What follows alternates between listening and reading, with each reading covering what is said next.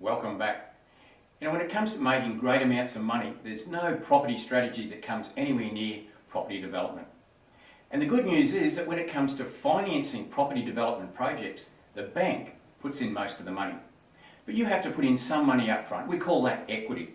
Now, typically on a commercial type transaction, commercial finance, you'll have to put in about 25% of the costs up front, and the bank puts in the balance.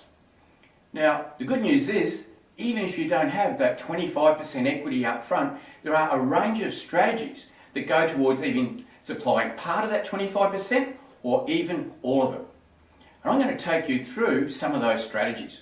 The first one I'd like to talk to you about is what I call a joint venture with a landowner. Now, imagine that there's lots of land out there that has development potential.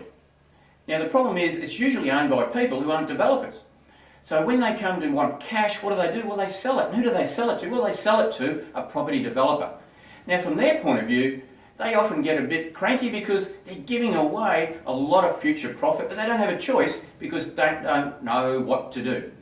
And remember, the two key ingredients of a property development are knowledge and money. And I can tell you that the one that's in short supply is knowledge. It's not money, not once you get involved in property development. So an opportunity exists for you to do, if you like, a type of joint venture with landowners who own development land. Now, there are a couple of prerequisites to make this work. First of all, there needs to be either little or no debt on the land. This is important because what you're going to do here is you're actually going to use the equity that's in the land, if you like, the landowner's equity in fact, to supply the equity in the development.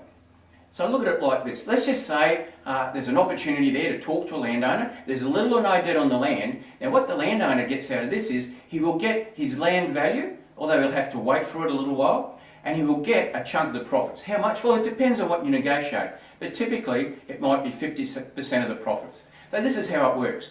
The landowner comes into the deal with you. They put up the land as equity, as security if you like, to the bank, and that supplies the 25% equity. The bank takes security over that through what we call a third-party mortgage, so you can actually put that property up for security even though you don't own it, but you have to do it, of course, with permission from the owner. Now, with that security in place, the bank then lends the rest of the money to fully develop the property.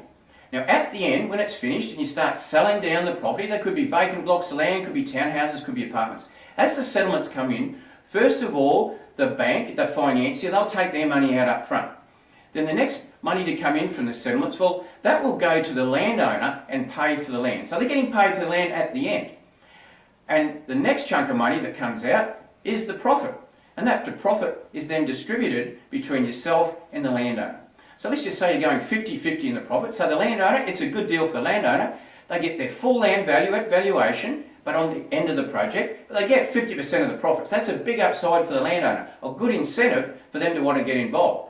For you, the entrepreneurial developer, well, you get 50% of the profits, but you haven't had to put any money in. It's fully funded with not 1 cent of your own money. So it's a good deal for you. So that's what I call a little or no money down deal. It could be a no money down deal if the land is owned without debt. A great strategy. I like it. It's not even my favourite one, and I'm going to cover that with you in the next edition. So get out there, start tracking down landowners, start negotiating.